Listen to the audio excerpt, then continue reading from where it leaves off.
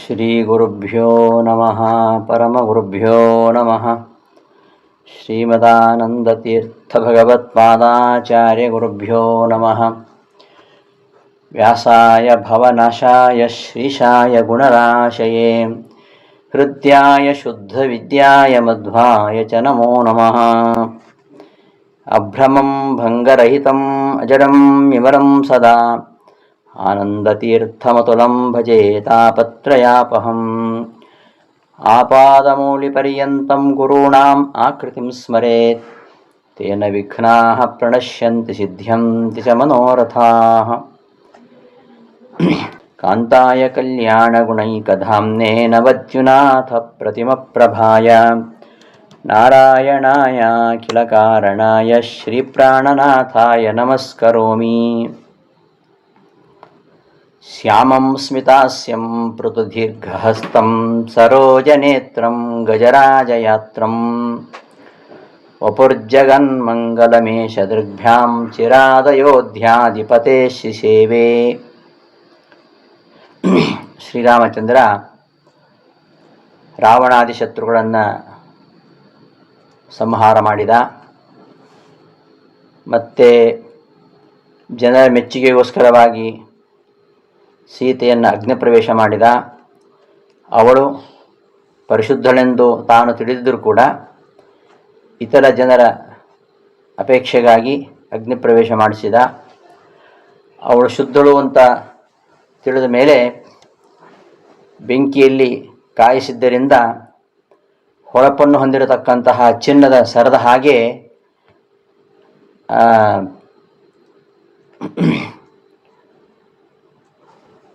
ಆ ಸೀತೆಯೊಡನೆ ಅಯೋಧ್ಯೆಗೆ ತೆರಳಿದ. ವಿರಾಜಿತಂ ಕಾಂಚನಮಾಲಯೇವ, ವನ್ಯಪ್ರವೇಶದಿಂದಾಗಿ ಬೆಂಕಿಯಲ್ಲಿ ಪರಿಶುದ್ಧವಾಗಿರತಕ್ಕಂತಹ ಬಂಗಾರದ ಹಾಗೆ, ಬಂಗಾರದ ಸರದಂತೆ ಇರತಕ್ಕಂತಹ ಸೀತೆಯೊಂದಿಗೆ ಅಯೋಧ್ಯೆಗೆ ಹಿಂತಿರುಗಿ ಬಂದ. ಶ್ರೀರಾಮನೊಡನೆ ಹನುಮಂತ ದೇವರು ಕೂಡ ಅವನನ್ನು ಹಿಂಬಾಲಿಸಿ ಹೋದರು ಅಂತ ಹಿಂದಿನ ಪದ್ಯದಲ್ಲಿ ನಾವು ನೋಡಿದ್ದೇವೆ. ಈ ಪದ್ಯದಲ್ಲಿ ಶ್ರೀರಾಮನನ್ನು ಬಹಳ ಕಾಲ ಹನುಮಂತ ಸೇವಿಸಿಕೊಂಡಿದ್ದ ಅಂತ ವಿಚಾರವನ್ನು ಹೇಳ್ತಾ ಇದ್ದಾರೆ. ಶ್ಯಾಮಂ ಸ್ಮಿತಾಸ್ಯಂ ಪೃಥುದೀರ್ಘಹಸ್ತಂ ಸರೋಜನೇತ್ರಂ ಗಜರಾಜಯಾತ್ರಂ, ಇದೆಲ್ಲವೂ ರಾಮನ ಶರೀರಕ್ಕೆ ವಿಶೇಷಣಗಳು. ಎಂತಹ ಶರೀರ? ಜಗನ್ಮಂಗಲಂ, ಅಯೋಧ್ಯಾಧಿಪತೇ ಜಗನ್ಮಂಗಲಂ, ಅಯೋಧ್ಯಾಧಿಪತಿಯಾಗಿರತಕ್ಕಂತಹ ಜಗನ್ಮಂಗಲ, ಜಗತ್ತಿಗೆ ಮಂಗಲಕರನಾಗಿರ್ತಕ್ಕಂಥವನು. ಮಂಗಲಾನಾಂ ಮಂಗಲಂ,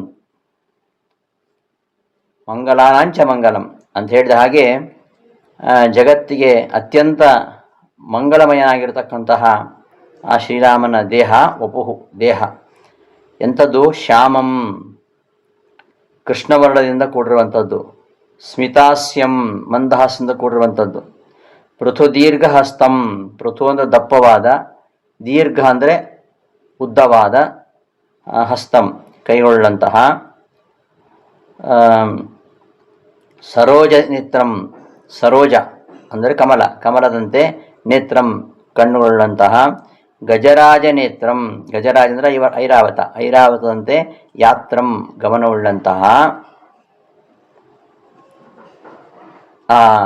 ಜಗನ್ಮಂಗಲಂ, ಜಗತ್ತಿಗೆ ಶುಭವನ್ನುಂಟು ಮಾಡತಕ್ಕಂತಹ ಅಯೋಧ್ಯಾಧಿಪತೇ, ಅಯೋಧ್ಯೆಯಲ್ಲಿ ಪಟ್ಟಾಭಿಷೇಕೊಂಡಿರತಕ್ಕಂತಹ ಸಾರ್ವಭೌಮನಾದ ಶ್ರೀರಾಮನ ವಪುಹು ಶರೀರವನ್ನು ದೃಗ್ಭ್ಯಾಂ ತನ್ನ ಕಣ್ಣುಗಳಿಂದ ಚಿರಾತ್ ಬಹುಕಾಲ ಸೇವೆ ಮಾಡಿದ. ಏಷಃ ಈ ಹನುಮಂತ ದೇವರು ಶ್ಯಾಮಂ ಕೃಷ್ಣವರ್ಣದವನಾದ, ಸ್ಮಿತಾಸ್ಯಂ ಮಂದಹಾಸದಿಂದ ಕೂಡಿದ ಮುಖವುಳ್ಳ, ಪೃಥು ದಪ್ಪವಾದ, ದೀರ್ಘ ಉದ್ದವಾದ, ಹಸ್ತಂ ಕೈಗಳುಳ್ಳ, ಸರೋಜನೇತ್ರಂ ಕಮಲದಂತೆ ಕಣ್ಣುಳ್ಳಂತಹ, ಗಜರಾಜಯಾತ್ರಂ ಐರಾವತದಂತೆ ಗಮನವುಳ್ಳಂತಹ, ಜಗನ್ಮಂಗಲಂ ಲೋಕಗಳಿಗೆ ಶುಭವನ್ನುಂಟು ಮಾಡತಕ್ಕಂತಹ, ಅಯೋಧ್ಯಾಧಿಪತೇ ಅಯೋಧ್ಯದ ಅಧಿಪತಿಯಾಗಿರ್ತಕ್ಕಂತಹ, ಅಯೋಧ್ಯೆಯ ಸಾರ್ವಭೌಮನಾಗಿರ್ತಕ್ಕಂತಹ ಶ್ರೀರಾಮನ ವಪುಹು ಶರೀರವನ್ನು ದೃಗ್ಭ್ಯಾಂ ತನ್ನ ಕಣ್ಣುಗಳಿಂದ ಚಿರಾತ್ ಬಹಳ ಕಾಲ ಶಿಸೇವೆ ಬಹಳ ಕಾಲ ಹನುಮಂತ ದೇವರು ಸೇವಿಸ್ಕೊಂಡಿದ್ದರು ಅಂತ ಈ ಪದ್ಯದಲ್ಲಿ ಹೇಳ್ತಾ ಇದ್ದಾರೆ. ಪಟ್ಟಾಭಿಷೇಕದ ಆದಮೇಲೆ ಶ್ರೀರಾಮ ತನ್ನ ಕಂಠದೊಳಗಿದ್ದಂತಹ ಒಂದು ರತ್ನಹಾರವನ್ನು ಸೀತೆಯ ಕೈ ಕೊಟ್ಟು, ನಮ್ಮ ಭಕ್ತರಲ್ಲಿ ನಿನಗೆ ಯಾರು ಅತ್ಯಂತ ಪ್ರೀತಿ ಪಾತ್ರರೋ ಅವರಿಗೆ ಈ ರತ್ನಹಾರವನ್ನು ಕೊಡು ಎಂಬುದಾಗಿ ಸೀತೆ ಕೈ ಕೊಡ್ತಾನೆ. ಆಗ ಸೀತಾದೇವಿ ಜೀವೋತ್ತಮನಾಗಿರತಕ್ಕಂತಹ, ತಮಗೆ ಅತ್ಯಂತ ಪ್ರಿಯಭಕ್ತನಾಗಿರತಕ್ಕಂತಹ ಹನುಮಂತನಿಗೆ ಅದನ್ನು ಅನುಗ್ರಹಪೂರ್ವಕವಾಗಿ ಆ ರತ್ನಹಾರನ್ನು ದಯಪಾಲಿಸ್ತಾಳೆ. ನಾರಾಯಣ ಪಂಡಿತಾಚಾರ್ಯರು ಈ ವಿಚಾರವನ್ನು ಇಲ್ಲಿ ಮುಂದಿನ ಪದ್ಯದಲ್ಲಿ ಹೇಳ್ತಾ ಇದ್ದಾರೆ. ರಾಜ್ಯಾಭಿಷೇಕೆ ವಸಿತೇತ್ರ ಸೀತಾ ಪ್ರೇಷ್ಠಾಯನಸ್ತಾಂ ಭಜತಾಂ ದಿಶೇತಿ ರಾಮಸ್ಯ ವಾಣ್ಯ ಮಣಿಮಂಜುಮಾಲಾ ವ್ಯಾಜೇನ ದೀರ್ಘಾಂ ಕರುಣಾಂ ಬಬಂಧ.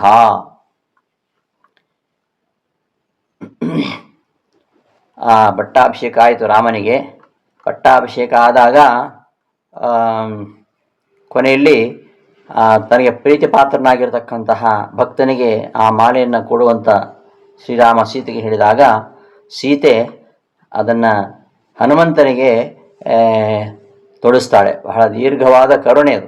ಮನೋಹರವಾದ ಆ ಮಣಿಮಾಲೆಯ ನೆಪದಲ್ಲಿ ಹನುಮಂತನ ಮೇಲೆ ದೀರ್ಘವಾಗಿರತಕ್ಕಂತಹ ಕರುಣೆಯನ್ನು ತೊಡಿಸ್ತಾಳೆ. ಇದನ್ನೇ ಶ್ರೀಪಾದರಾಜರು ವಿಜಯ ರಘುಪತಿ ಮೆಚ್ಚಿ ಧರಣಿ ಸುತೆಗಳಿಯೇ ಭಜಿಸಿ ಮೌಕ್ತಿಕದ ಹಾರವನ್ನು ಪಡೆದ ಅಂತ ಹೇಳ್ತಾರೆ.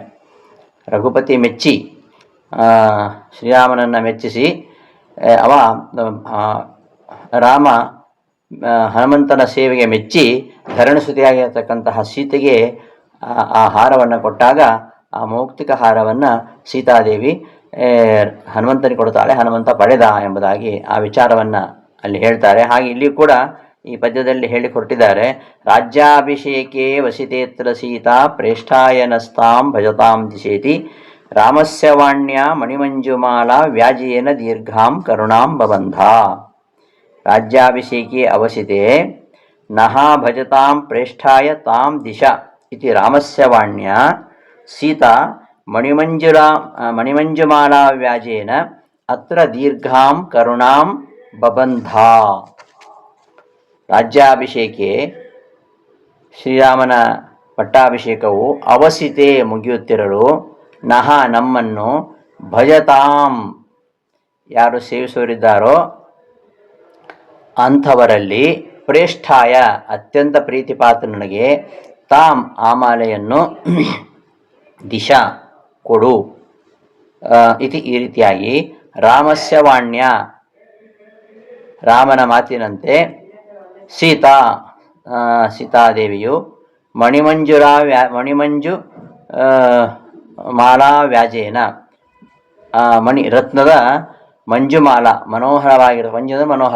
ಮನೋಹರವಾಗಿರತಕ್ಕಂತಹ ಆ ಮಾಲೆಯ ವ್ಯಾಜೇನ ನೆಪದಿಂದ ಅತ್ರ ಈ ಹನುಮಂತ ದೇವರಲ್ಲಿ ದೀರ್ಘಾಂ ಕರುಣಾಂ ಹೆಚ್ಚಾದ ಕರುಣೆಯನ್ನು ಬಬಂಧ ಮಾಡಿದ್ಲು, ಹೆಚ್ಚಾದ ಅನುಗ್ರಹವನ್ನು ಮಾಡಿದ್ಲು ಅಂತ ಅರ್ಥ. ರಾಜ್ಯಾಭಿಷೇಕೆ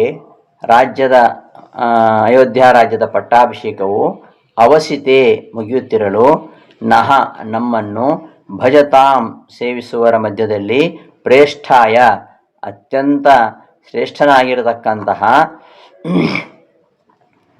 ವ್ಯಕ್ತಿಗೆ ತಾಂ ಆ ಮಾಲೆಯನ್ನು ದಿಶಾ ಕೊಡು ಇತಿ ಈ ರೀತಿಯಾಗಿ ರಾಮಸ್ಯ ವಾಣ್ಯ ಶ್ರೀರಾಮನ ಮಾತಿನಿಂದ ಸೀತಾದೇವಿಯು ಮಣಿಮಂಜು ಮಾಲಾ ವ್ಯಾಜೇನ ರತ್ನದ ಮಂಜು ಮನೋಹರವಾದ ಮಾಲಾ ಆ ಸರದ ವ್ಯಾಜೇನ ನೆಪದಿಂದ ಹತ್ತಿರ ಹನುಮಂತನಲ್ಲಿ ದೀರ್ಘಾಂ ಹೆಚ್ಚಾಗಿರತಕ್ಕಂತಹ ಕರುಣಾಂ ದಯೆಯನ್ನು ಬಬಂಧ ಇಟ್ಟಳು ಅಂತ ಈ ಶ್ಲೋಕದ ಪದದ ಅರ್ಥ. ರಾಮ ಪಟ್ಟಾಭಿಷೇಕ ಆದಮೇಲೆ ಹೇಳ್ತಾನೆ ಎಲ್ಲರಿಗೂ, ಎಲ್ಲ ಕಪಿಗಳಿಗೂ, ನೀವೆಲ್ಲ ನಿಮ್ಮ ತನುಮನ ವಚನಗಳಿಂದ ನನ್ನ ಸೇವೆಯನ್ನು ಮಾಡಿದ್ದೀರಾ. ಎಲ್ಲ ಸಜ್ಜನರು ಮಾಡಬೇಕಾಗಿರ್ತಕ್ಕಂತಹ ಕರ್ತವ್ಯ ಒಂದೇ, ಏನು ದೇಹ ವಾಕ್ ಮಾತುಗಳಿಂದ, ದೇಹವಾಗ್ ಮನಸ್ಸುಗಳಿಂದ ಪರಮಾತ್ಮನನ್ನು ಆರಾಧನೆ ಮಾಡುವಂಥದ್ದು. ಇಂತಹ ನಿಮ್ಮೆಲ್ಲರ ಭಕ್ತಿಯ ಸೇವೆಗೆ ಪ್ರತಿಯಾಗಿ ನಾನು ಏನು ಕರುಣಿಸಬಲ್ಲೆ? ಆದರೆ ಹನುಮಂತನ ಸೇವೆ ಅದರ ಮುಂದೆ ಮೋಕ್ಷವೂ ಕೂಡ ಅಲ್ಲ, ಅಷ್ಟು ಸೇವೆಯನ್ನು ಮಾಡಿದ್ದಾನೆ. ಅವನಲ್ಲಿ ಭಕ್ತಿ ಇದೆ, ಪೂರ್ಣ ಜ್ಞಾನ ಇದೆ, ಸಹಜ ಬಲ ಇದೆ, ವೃದ್ಧಿ, ಧೈರ್ಯ ಎಲ್ಲ ಇದೆ, ಪರಾಕ್ರಮ, ಸದ್ಬುದ್ಧಿ, ದಮಶಮಾದಿಗಳಲ್ಲಿ ಹನುಮಂತನಿಗೆ ಸಮಾನನಾಗಿರ್ತಕ್ಕಂಥವನು ಯಾರೂ ಇಲ್ಲ. ಗರುಡ, ಶೇಷ, ರುದ್ರರಲ್ಲಿಯೂ ಹನುಮಂತನ ಗುಣದ 1001 ಅಂಶವೂ ಇಲ್ಲ. ಆದ್ದರಿಂದ ನನ್ನ ಲೋಕದಲ್ಲಿ ಹನುಮಂತ ನನ್ನ ಜೊತೆ ಎಲ್ಲ ಸುಖಗಳನ್ನು ಭೋಗಿಸ್ತಾನೆ ಅಂತ ರಾಮ ಹೇಳ್ತಾನೆ. ಹಿಂದೆ ರಾವಣ ಬ್ರಹ್ಮನ ವರದಿಂದ ಜಗತ್ತನ್ನೇ ಗೆದ್ದಿದ್ದ. ಅವನನ್ನು ಗೆಲ್ಲುವವನು ಯಾರೊಬ್ಬರೂ ಇರಲಿಲ್ಲ. ವಾಲಿ ಕಪಿಯಾದ್ದರಿಂದ ರಾವಣನನ್ನು ಸೋಲಿಸಿದ್ದ. ಬ್ರಹ್ಮದೇವರೇನು ಹೇಳಿದ್ದು, ರಾವಣನಿಗೆ ಮನುಷ್ಯರಿಂದ ಕಪಿಗಳಿಂದ ಅಜೇಯತ್ವರ ಕೊಟ್ಟಿರಲಿಲ್ಲ. ಮನುಷ್ಯರಿಂದ ಅಜೇಯತ್ವ ಕೊಟ್ಟಿರಲಿಲ್ಲ, ಕಪಿಗಳಿಂದಲೂ ಒಂದು ಅಜೇಯತ್ವರನ್ನು ಕೊಟ್ಟಿರಲಿಲ್ಲ. ಈ ಕಾರ್ತವೀರ್ಯಾರ್ಜುನ ಅವ ಒಮ್ಮೆ ರಾವಣನನ್ನು ಸೋಲಿಸಿದ್ದ.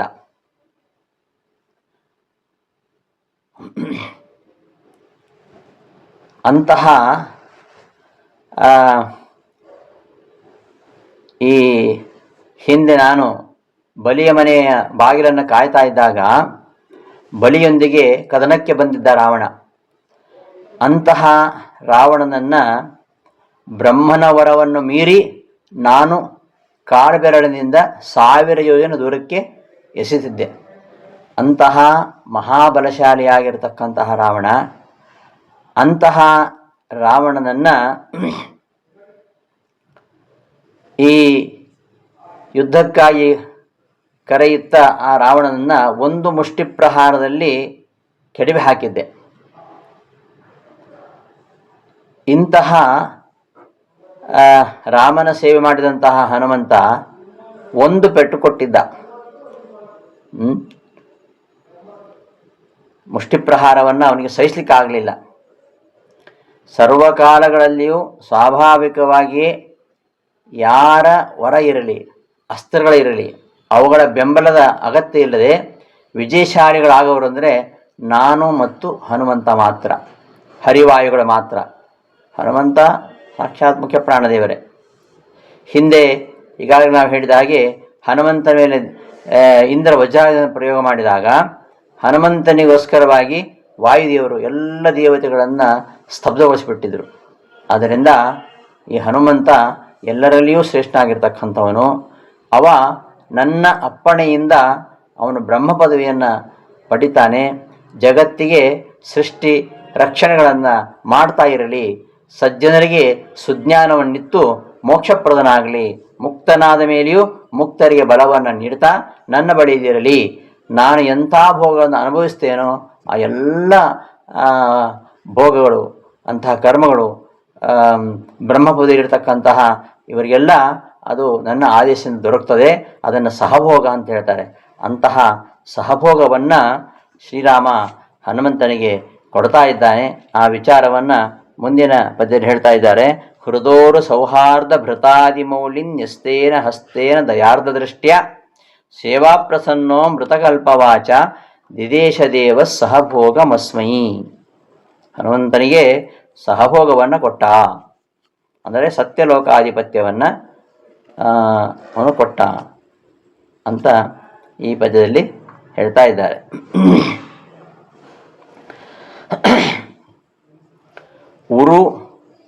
ಉರು ಸೌಹಾರ್ದ ಭೃತ ಹೃದ ಉರು ಸೌಹಾರ್ದ ಭೃತ ಅಂತ ಪದಚ್ಛೇದ. ಹೃದ ಉರು ಸೌಹಾರ್ದ ಭೃತ ಅಧಿಮೌಲಿನ್ಯಸ್ತೇನ ಹಸ್ತೇನ ದಯಾರ್ದ್ರ ದೃಷ್ಟ್ಯ ಸೇವಾಪ್ರಸನ್ನ ಅಮೃತಕಲ್ಪವಾಚ ದಿದೇಶ ದೇವ ಸಹಭೋಗಂ ಅಸ್ಮೈ. ಉರು ಸೌಹಾರ್ದ ಭೃತ ಹೃದ ಅಧಿಮೌಲಿನ್ಯಸ್ತೇನ ಹಸ್ತೇನ ದಯಾರ್ದ್ರ ದೃಷ್ಟ್ಯಾ ಅಮೃತಕಲ್ಪವಾಚ ಸೇವಾಪ್ರಸನ್ನ ದೇವ ಅಸ್ಮೈ ಸಹಭೋಗಂ ದಿದೇಶ. ಶ್ರೀರಾಮ ಹನುಮಂತನ ಒಂದು ಅಮೋಘವಾಗಿರತಕ್ಕಂತಹ ಸೇವೆಯಿಂದ ಅವನು ಸಂತುಷ್ಟನಾಗಿದ್ದಾನೆ.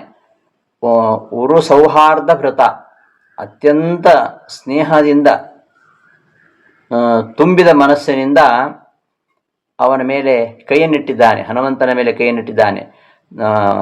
ಉರು ಸೌಹಾರ್ದ ಭೃತ, ಉರು ಅಂದರೆ ಹೆಚ್ಚಾಗಿರತಕ್ಕಂತಹ ಸೌಹಾರ್ದ ಸ್ನೇಹವನ್ನು ಭೃತ ಧರಿಸಿರ್ತಕ್ಕಂತಹ ಹೃತ ಮನಸ್ಸಿನಿಂದ, ಅತ್ಯಂತ ಸ್ನೇಹವನ್ನು ಧರಿಸಿದಂತಹ ಮನಸ್ಸಿನಿಂದ ರಾಮದೇವರು ಹನುಮಂತನ ತಲೆ ಮೇಲೆ ಕೈ ಇಟ್ಟಿದ್ದಾರೆ.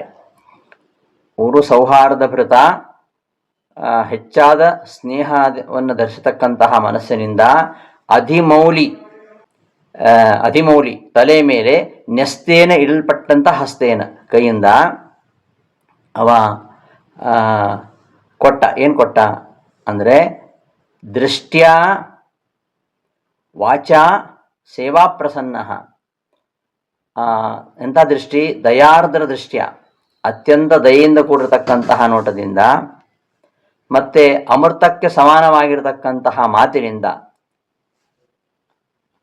ಅಮೃತ ಕಲ್ಪ ವಾಚ, ಅಮೃತಕ್ಕೆ ಕಲ್ಪ ಸಮಾನವಾದ ವಾಚ ಮಾತಿನಿಂದ, ಸೇವಾ ಪ್ರಸನ್ನ, ಅವನ ಸೇವೆಯಿಂದ ಪ್ರಸನ್ನಾಗಿರತಕ್ಕಂತಹ ಶ್ರೀರಾಮ ಅಸ್ಮೈ ಹನುಮಂತನಿಗೆ ಸಹಭೋಗವನ್ನು ಕೊಟ್ಟ, ಸತ್ಯಲೋಕದ ಆಧಿಪತ್ಯವನ್ನು ಕೊಟ್ಟ. ಅಲ್ಲಿ ತನ್ನ ರೂಪಗಳ ಜೊತೆಗೆ ಸುಖವನ್ನು ಅನುಭವಿಸ್ತಕ್ಕಂತಹ ಪದವಿ. ಯಾಕೆಂದರೆ ಅಷ್ಟು ಹನುಮಂತ ಸೇವೆ ಮಾಡಿದ್ದಾನೆ ಮತ್ತು ಎಲ್ಲರಿಗಿಂತಲೂ ಅವನು ಶ್ರೇಷ್ಠನಾಗಿದ್ದಾನೆ. ಹರಿಯೊಬ್ಬನೇ ಸರ್ವೋತ್ತಮ, ವಾಯುದೇವರೇ ಜೀವೋತ್ತಮ. ಅಂತಹ ಅವರಿಬ್ಬರೂ ಕೂಡ ಅವರಿಗೆ ಸಮಾನರಾಗಿರ್ತಕ್ಕಂಥವರು ಯಾರೂ ಇಲ್ಲ. ಅದರಿಂದ ಅತ್ಯಂತ ಪ್ರೀತಿಯಿಂದ ಅವನ ಮೇಲೆ ಅನುಗ್ರಹ ಮಾಡಿದ್ದಾನೆ. ಪ್ರೀತಿಯಿಂದ ಅವನ ಮೇಲೆ ತಲೆ ಮೇಲೆ ಕೈ ಇಟ್ಟು ದಯೆಯಿಂದ ಅವನು ಶ್ರೀರಾಮ ಅನುಗ್ರಹ ಮಾಡಿದ್ದಾನೆ. ಅಷ್ಟು ಗುಣಗಳಿಂದ ಹನುಮಂತ ದೇವರು ರಾಮನಿಗೆ ಪ್ರೀತಿಪಾತ್ರರಾಗಿರ್ತಕ್ಕಂಥವರು. ಆದರೆ ಹನುಮಂತ ಹೇಳ್ತಾನೆ, ರಾಮನ ಕಾಲಿಗೆ ಬಿದ್ದು ಹೇಳ್ತಾನೆ, ನಿನ್ನ ಪಾದವನ್ನು ಯಾರು ನಂಬಿರುತ್ತಾರೋ ಅವರಿಗೆ ಯಾವುದೂ ದುರ್ಲಭ ಇಲ್ಲ. ಮನುಷ್ಯ ಬಯಸುವುದು ಈ ಪುರುಷಾರ್ಥಗಳು, ಧರ್ಮ ಅರ್ಥ ಕಾಮ ಮೋಕ್ಷ, ಈ ಪುರುಷಾರ್ಥಗಳು. ಈ ಪುರುಷಾರ್ಥಗಳಲ್ಲಿ ಯಾರು ನಿನ್ನ ಪಾದವನ್ನು ನಂಬಿರ್ತಾರೋ ಅವರಿಗೆ ಯಾವುದು ದುರ್ಲಭ ಅಲ್ಲ. ಆದರೂ ನನಗೆ ಅದು ಯಾವುದು ಬೇಡ, ನಾನು ಬಯಸೋದು ನಿನ್ನ ಪಾದ ಸೇವೆ ಒಂದನ್ನೇ ಅಂತ ಹೇಳ್ತಾನೆ ಹನುಮಂತ. ನಿನ್ನ ಪಾದ ಸೇವೆ ಒಂದನ್ನೇ ನಾನು ಬಯಸ್ತೇನೆ. ನೀನೊಬ್ಬನೇ ಸರ್ವತ್ವ, ನೀನೇ ಸ್ವತಂತ್ರ, ನೀನೇ ಪೂರ್ಣಶಕ್ತ, ನೀನೊಬ್ಬನೇ ಅಗಣ್ಯ ಗುಣಗಳ ಸಮುದ್ರ. ನೀನು ರಮಾ ಬ್ರಹ್ಮಾದಿಗಳಿಗೂ ಕೂಡ ನಿನ್ನ ಗುಣಗಳನ್ನು ಎಣಿಸ್ಲಿಕ್ಕಾಗೋದಿಲ್ಲ. ನರಮಾಪಿ ಪದಾಂಗುಲೀಲಸನ್ ನಗಧೂರಾಜನಂತ ಸದ್ಗುಣಾನ್, ಇದೇ ಮಧ್ಯದಲ್ಲಿ ಮುಂದೆ ಹೇಳ್ತಾರೆ. ಪರಮಾತ್ಮನ ಪಾದದ ಉಗುರಿನಿಂದ ಬರ್ತಕ್ಕಂತಹ ಏನು ಕಾಂತಿ ಇದೆ, ಅದರ ಗುಣಗಳನ್ನೇ ಇನ್ನೂ ಲಕ್ಷ್ಮಿಗೆ ಎಣಿಸ್ಲಿಕ್ಕಾಗಿಲ್ಲಂತೆ. ಅಷ್ಟು ಗುಣಗಳು. ರಮಾ ಬ್ರಹ್ಮಾದಿಗಳು ನಿನ್ನ ಅನಂತ ಗುಣಗಳನ್ನು ಎಣಿಸ್ಲಿಕ್ಕೆ ಆಗುವುದಿಲ್ಲ.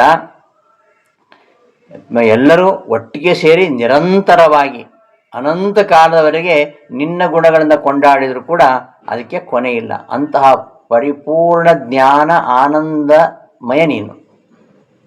ನಿನ್ನ ರೂಪ ಅಷ್ಟು ಪರಮಶುದ್ಧವಾಗಿರುವಂಥದ್ದು. ಯಾರು ನಿನ್ನ ಚರಿತ್ರೆಯನ್ನು ನೆನೆದಾರೋ, ನಿನ್ನಲ್ಲಿ ಯಾರಿಗೆ ಅಚಲವಾಗಿರತಕ್ಕಂತಹ ಭಕ್ತಿ ಇದೆಯೋ, ನಿನ್ನನ್ನೇ ಯಾರು ಬಯಸ್ತಾರೋ ಅಂಥವರ ಬಾಳು ಸಾರ್ಥಕ. ಆದ್ದರಿಂದಲೇ ನನಗೆ ನಿನ್ನಲ್ಲಿ ಭಕ್ತಿಯನ್ನು ಹೆಚ್ಚಿಸ್ತಕ್ಕಂತಹ ಬಾಳು ಬೇಕು. ಪ್ರತಿಕ್ಷಣವೂ ನನಗೆ ನಿನ್ನಲ್ಲಿ ಈ ಭಕ್ತಿ ಅದು ಹ್ರಾಸವಿಲ್ಲದೆ ಕಡಿಮೆಯಾಗದಂತೆ ಅದು ಬೆಳೀತಾ ಇರಲಿ. ಹಾಗೆ ನಿನ್ನ ಅನುಗ್ರಹವೂ ನನ್ನ ಮೇಲೆ ಯಾವಾಗಲೂ ಬೆಳೀತಾ ಇರಲಿ. ಕೃತಕವಲ್ಲದ ನಿಸ್ವಾರ್ಥವಾಗಿರತಕ್ಕಂತಹ ಭಕ್ತಿ ಅನುಗ್ರಹವನ್ನಷ್ಟೇ ನಾನು ಬಯಸ್ತೇನೆ. ಅವೇ ನನ್ನ ಬಾಳ ಎಲ್ಲ ಬಯಕೆಗಳು ಅಂತ ಹನುಮಂತ ಹೇಳ್ತಾನೆ. ರಾಮ ಹನುಮಂತನ ಬಯಕೆಯನ್ನು ಪೂರೈಸ್ತಾನೆ. ಬ್ರಹ್ಮ ಪದವಿಯನ್ನೇ ಕರುಣಿಸಿದ್ದಾನೆ, ಸಕಲ ಭೋಗಗಳನ್ನೂ ದಯಪಾಲಿಸಿದ್ದಾನೆ. ಅಂತಹ ಒಂದು ಉರು ಸೌಹಾರ್ದ ಹೃದಯ, ಅಂತಹ ಒಂದು ಸಹೃದಯತೆಯಿಂದ ಪ್ರೀತಿಯಿಂದ ಕೂಡಿರತಕ್ಕಂತಹ ಪ್ರೀತಿ ತುಂಬಿದ ಮನಸ್ಸಿನಿಂದ ಹನುಮಂತನನ್ನು ಅಪ್ಪಿಕೊಡ್ತಾನೆ, ಹನುಮಂತನಿಗೆ ಅಪ್ಪಿಗೆಯನ್ನು ಕೊಡ್ತಾನೆ. ಈ ದಿನದ ಪಾಠವನ್ನು ಸಮಾಪ್ತಿಗೊಳಿಸ್ತೇನೆ. ಶ್ರೀಕೃಷ್ಣ ಅರ್ಪಣಮಸ್ತು. ಧನ್ಯವಾದಗಳು.